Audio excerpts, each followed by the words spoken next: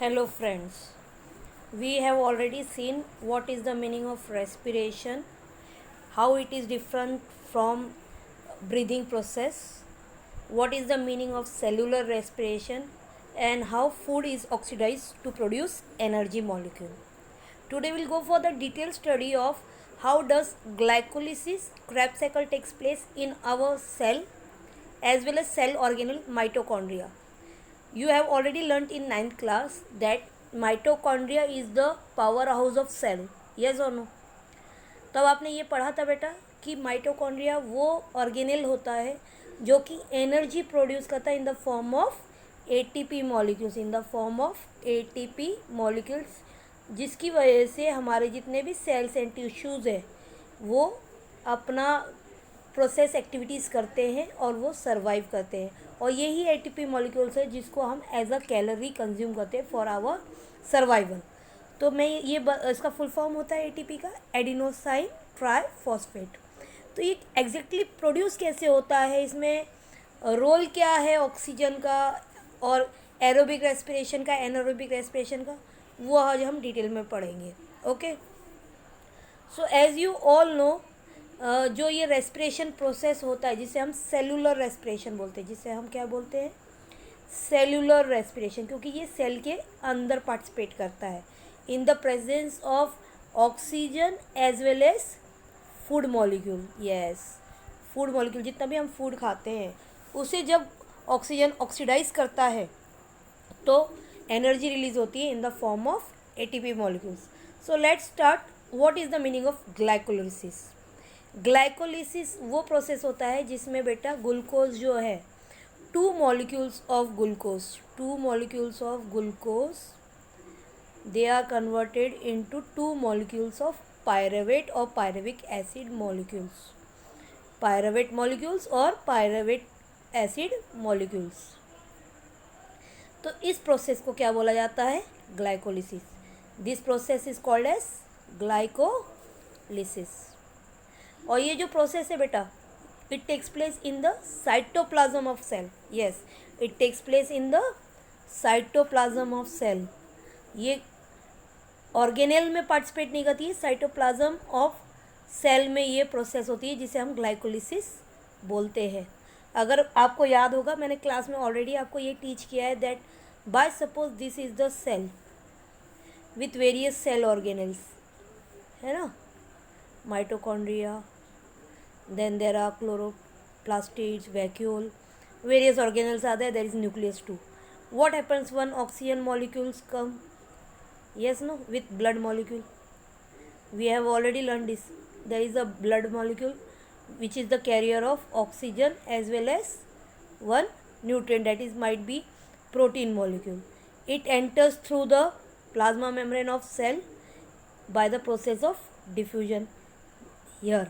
So when this oxyhemoglobin plus food molecule enters in the cytoplasm, then the glycolysis process gets started.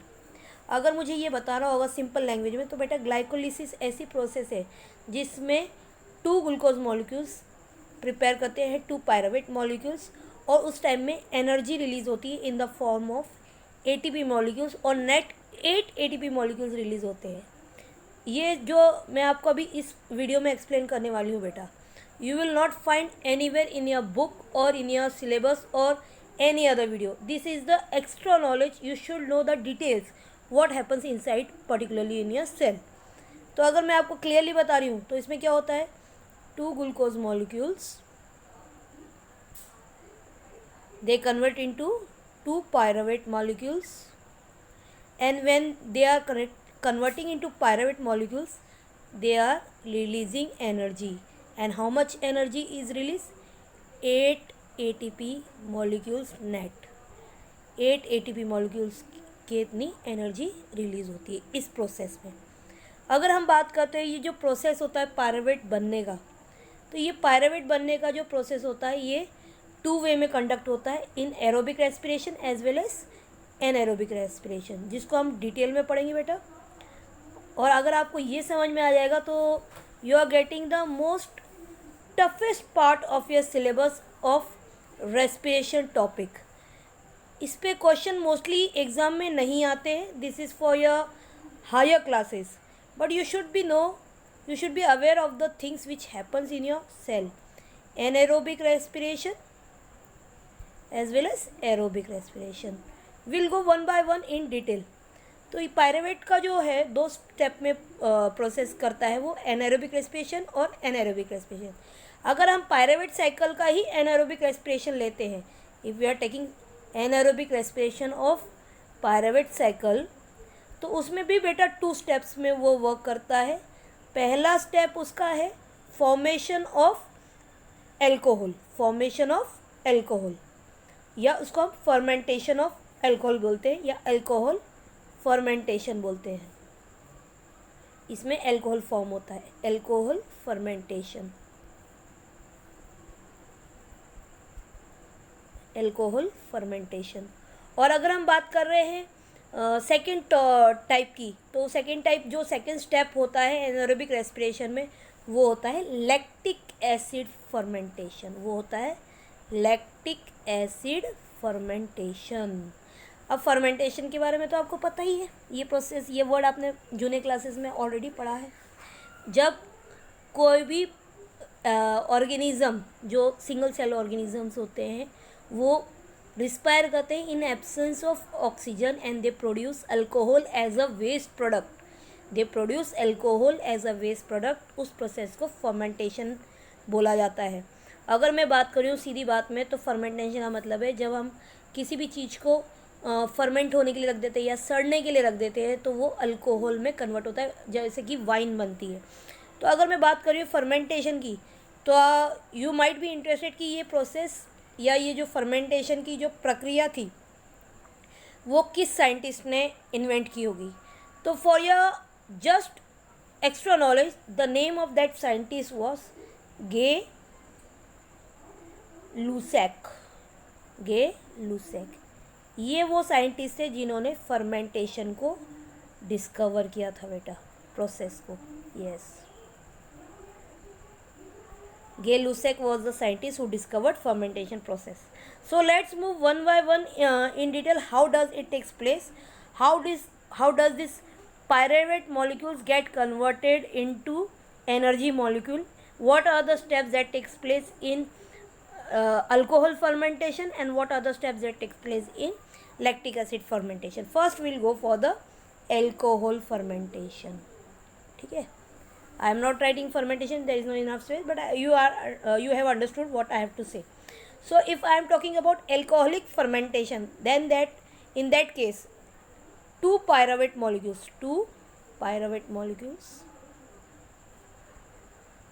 yes, 2 pyruvate molecules which is of 3 carbon molecule. ठीक है, ये जो 2 pyruvate molecules है, इनके अंदर carbon कितने होते हैं? 3. ये कन्वर्ट हो जाते हैं 2 molecules of acetyl डेहाइड. ठीक है, इसमें कन्वर्ट हो जाते हैं. तो अगर मैं बात कर रही हूँ, ये जो 3 कार्बन वाला जो पायरुवेट मॉलिक्यूल है, ये कन्वर्ट हो जाता है 2 कार्बन मॉलिक्यूल में, रिड्यूस हो रहा है. देखो, यहाँ 3 कार्बन मॉलिक्यूल है और यहाँ 2 कार्बन मॉलिक्यूल्स है, यानी कि एक कार्बन इसमें रिलीज़ हो रहा है, जिसको हम CO2 रिमूव करना बोल सकते हैं, क्योंकि कार्बन यहाँ से रिलीज़ हो रहा है, यहाँ पे ये रिड्यूस हो रहा है. और इसमें जो रिड्यूस करने के लिए जो एंजाइम यूज़ हो रही है बेटा, पायरुवेट मॉलिक्यूल से एसिटिल अल्डिहाइड में जो रिमूव करने के लिए जो एंजाइम यूज़ हो रही है, उस एंजाइम का नाम है पायरुवेट डी कार्बोक्सिलेज. पायरुवेट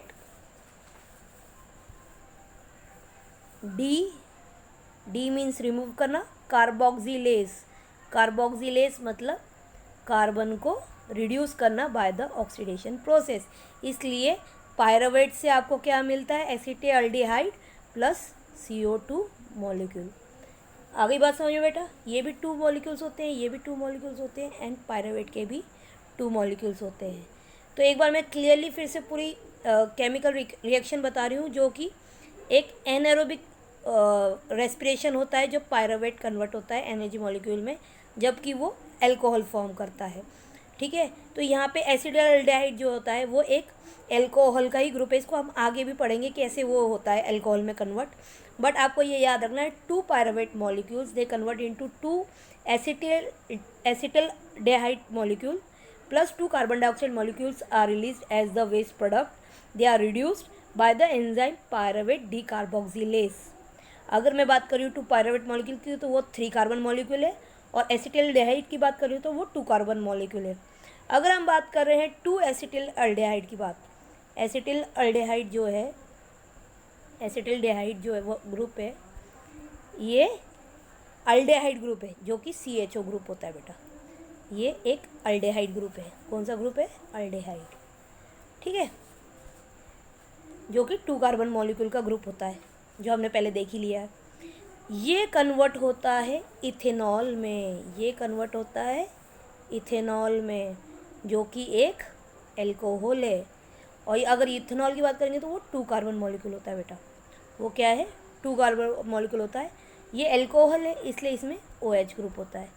जैसे कि अगर हम बात कर रहे हैं अल्डेहाइड की, तो वो अल्डेहाइड ग्रुप है इसलिए उसमें CHO ग्रुप होता है, और ये अल्कोहल ग्रुप है इसलिए इसमें OH ग्रुप होता है।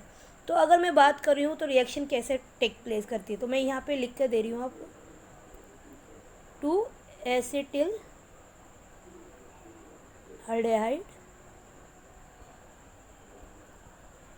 गेट्स कन्वर्टेड इनटू 2 इथेनॉल, ठीक है। और ये ऑक्सीडेटिव प्रोसेस है। जो पहला स्टेप था केमिकल रिएक्शन का वो रिडक्शन प्रोसेस था, जहाँ पायरुवेट डीकार्बोक्सिलेज एंजाइम यूज़ हो रहा था, याद है आपको? हाँ, तो यहाँ पे भी कुछ रिएक्टर होना चाहिए जो कि ये ऑक्सीडेशन प्रोसेस करेगा। तो इसमें बेटा 2 NADH2 मॉलिक्यूल जो है, ये 2 NADH2 मॉलिक्यूल ये ऑक्सीडाइज होता है और ये कन्वर्ट होता है 2 NAD प्लस मॉलिक्यूल में, 2 NAD प्लस मॉलिक्यूल में, जिसकी वजह से क्या होता है, ये जो 2 कार्बन वाला मॉलिक्यूल है एसिटाल्डिहाइड, और इथेनॉल भी 2 कार्बन मॉलिक्यूल है, लेकिन ये अल्कोहल में कन्वर्ट हो जाता है। आ रही बात समझ में? आपको ये बात अभी समझ में नहीं आएगी, कोई बात नहीं, आप ये वीडियो को बार बार देखना तो आपको समझ में आ जाएगा कि एक्चुअली एनारोबिक प्रोसेस में जो 2 स्टेप्स है हमारे एनारोबिक रेस्पिरेशन में, जो हमारे 2 स्टेप्स है, एक पहला है अल्कोहलिक फर्मेंटेशन। वो प्रोसेस में क्या होता है, 2 पायरुवेट मॉलिक्यूल्स, मैं P यूज़ कर रही हूँ पायरुवेट के लिए, they are converted into 2 acetaldehyde, AD use कर रही हूँ मैं इसके लिए, plus CO2 molecules with the presence of enzyme pyruvate decarboxylase, ठीक है ना, बाय द एंजाइम डीकार्बोक्सिलेज। क्योंकि ये जो है ये प्रोसेस क्या है, रिडक्शन प्रोसेस है, क्योंकि यहाँ से CO2 रिमूव हो रहा है, तो ये प्रोसेस कौन सा है, रिडक्शन, ठीक।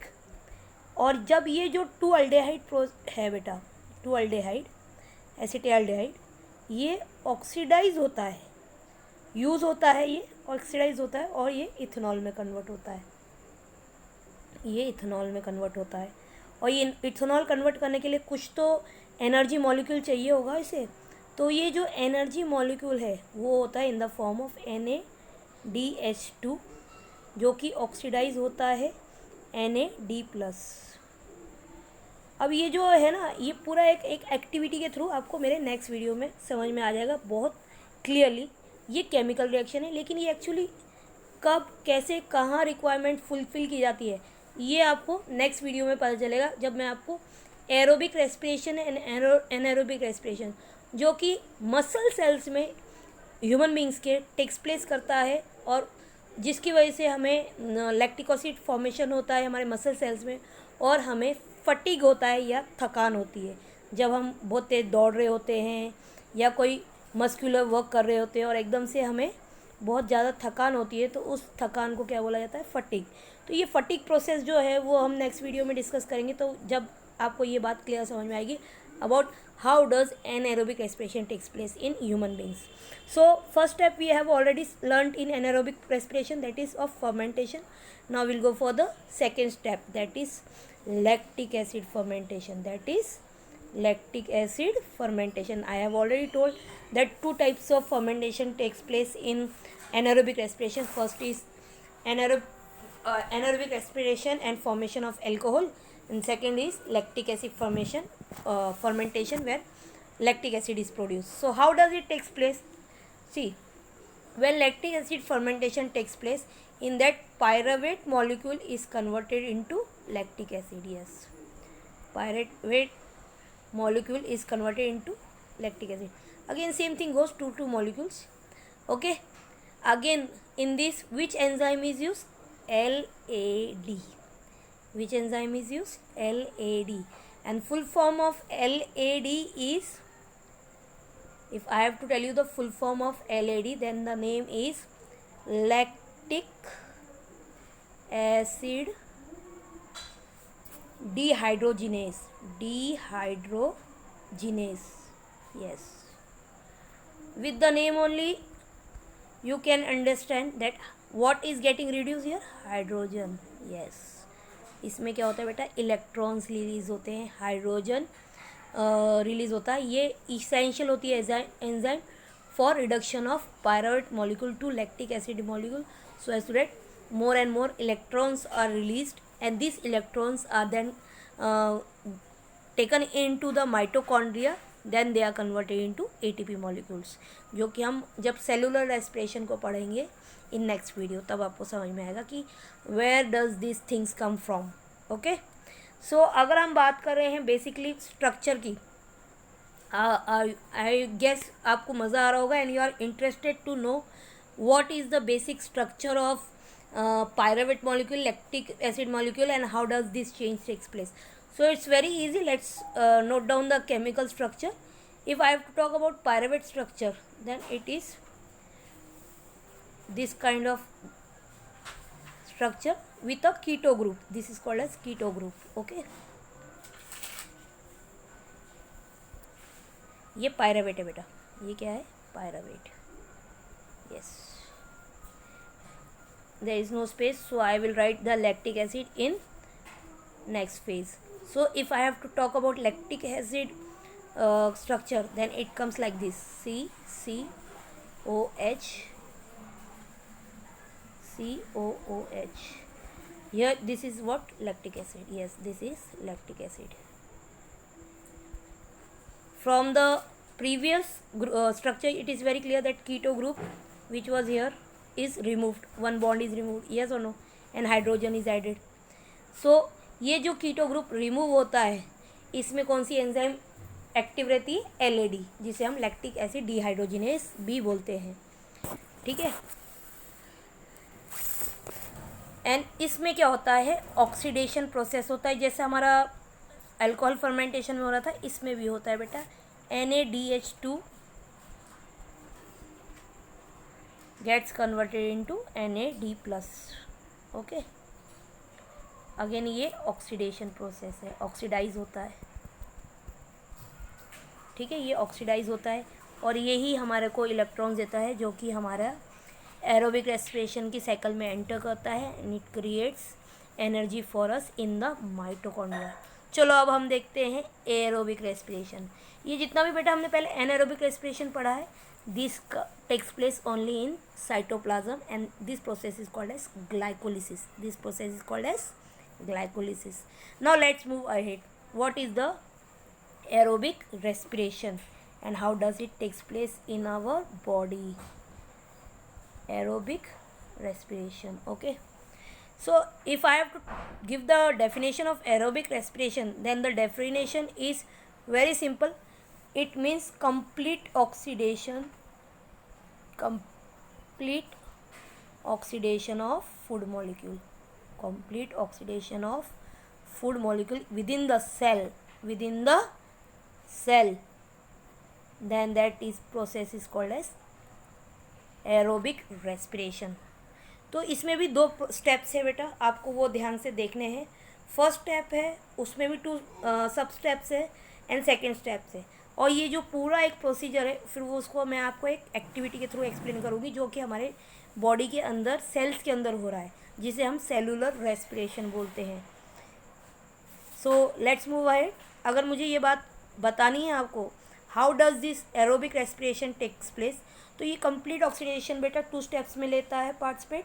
फर्स्ट स्टेप जो इसका होता है वो होता है रिलीज ऑफ हाइड्रोजन और इलेक्ट्रॉन, रिलीज ऑफ हाइड्रोजन और इलेक्ट्रॉन, जो कि बहुत नेसेसरी होता है। And 3 molecules of carbon dioxide, 3 molecules of carbon dioxide, ये हमारा फर्स्ट स्टेप होता है। अगर हम ये फर्स्ट स्टेप को क्रिएट कर रहे हैं तो ये फर्स्ट स्टेप आपका जो होगा ये हमेशा होगा माइटोकॉन्ड्रियल मैट्रिक्स में। ये कहाँ टेक प्लेस करता है बेटा, sorry, it takes place in the mitochondrial matrix. यानी कि मैंने देखो आपको बताया था, अगर आपको माइटोकॉन्ड्रिया का फिगर याद है which you have learned in your 9th class, तो आपने कुछ ऐसा फिगर देखा है बेटा, डबल मेम्ब्रेन होती है ना, and then there is this is the shape of mitochondria. तो बेटा ये जो प्रोसेस होता है ये माइटोकॉन्ड्रियल मैट्रिक्स यानी कि जो उसके अंदर लिक्विड होता है उसके अंदर होता है बेटा, ठीक है, इलेक्ट्रॉन रिलीज करने का। कैसे होता है ये, क्या होता है इसमें, तो इसमें भी 2 स्टेप्स है। सबसे पहला इसमें स्टेप आता है वो है पायरावेट का, एंड सेकेंड है एसिटिल कोएंजाइम का, एसिटिल कोएंजाइम, जिसे एसिटिल CoA भी बोला जाता है। तो इसमें क्या होता है बेटा, एसिटिल कोएंजाइम A रिलीज होती है। कैसे, ये जो पायरावेट है ये कन्वर्ट हो जाता है एसिटिल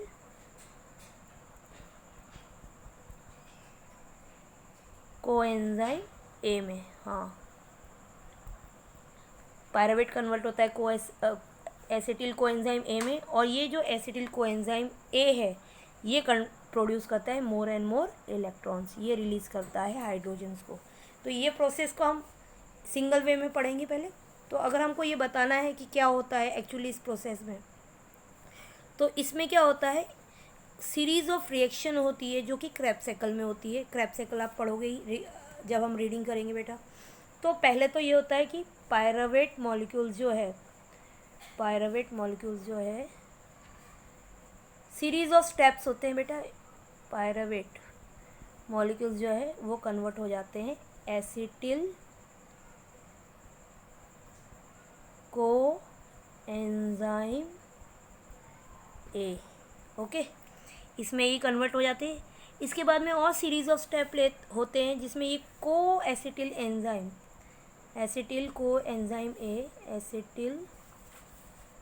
कोएंजाइम A कन्वर्ट होता है मोर एंड मोर इलेक्ट्रॉन्स में, बहुत सारे इलेक्ट्रॉन्स रिलीज़ करता है, ठीक है।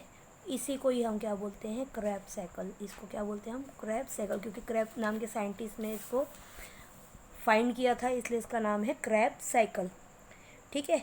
अब क्या होता है, सेकंड स्टेप क्या होगा, movement of electron through electron transport chain. हाँ, ये जो एक चेन बनी होती है, यानी कि ये इलेक्ट्रॉन रिलीज़ होते जाते हैं मैट्रिक्स में, और उसके बाद में ये जाते हैं इनर मेम्ब्रेन ऑफ माइटोकॉन्ड्रिया में। अकर्स इन इनर ये जो सेकेंड चेंज स्टेप है जो कि है ट्रांसपोर्ट ऑफ इलेक्ट्रॉन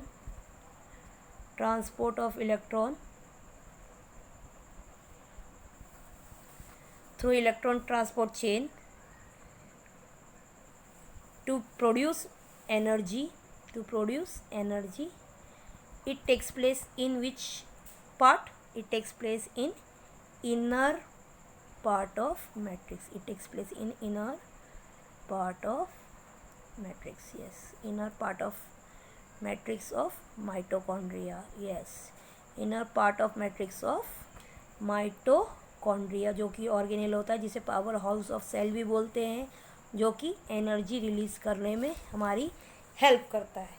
तो ऑब्वियसली होता क्या होगा इसमें, केमिकल रिएक्शन कैसे होती है, तो इसमें क्या होता है बेटा, movement of electron through electron transport chain. एक इलेक्ट्रॉन ट्रांसपोर्ट चेन जहाँ पे ये इलेक्ट्रॉन्स रिलीज़ होते हैं, जो कि आपको नेक्स्ट एक्टिविटी में क्लियर हो ही जाएगा। They release lots of energy it is called as oxidative phosphorylation. जो ये इनर मेम्ब्रेन ऑफ माइटोकॉन्ड्रिया में जो मूवमेंट ऑफ इलेक्ट्रॉन हो रहा है, इसका एक पर्टिकुलर नाम है जिसे बोला जाता है हमारे सीनियर क्लासेस में ऑक्सीडेटिव फॉस्फोराइलेशन। ये प्रोसेस होता है बेटा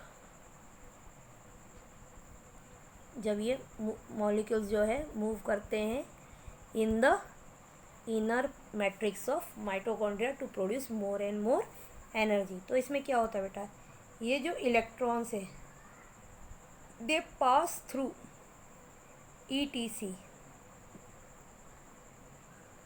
they pass through electron transport chain, electron transport chain to produce more and more energy.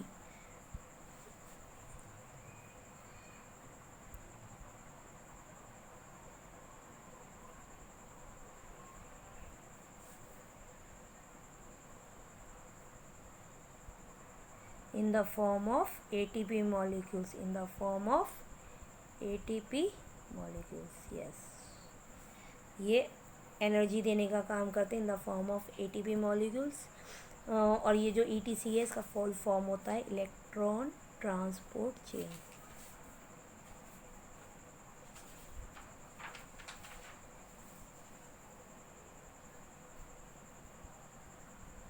Yes, ये होता है बेटा एनारोबिक रेस्पिरेशन जो हमारे सेल्स में होता है।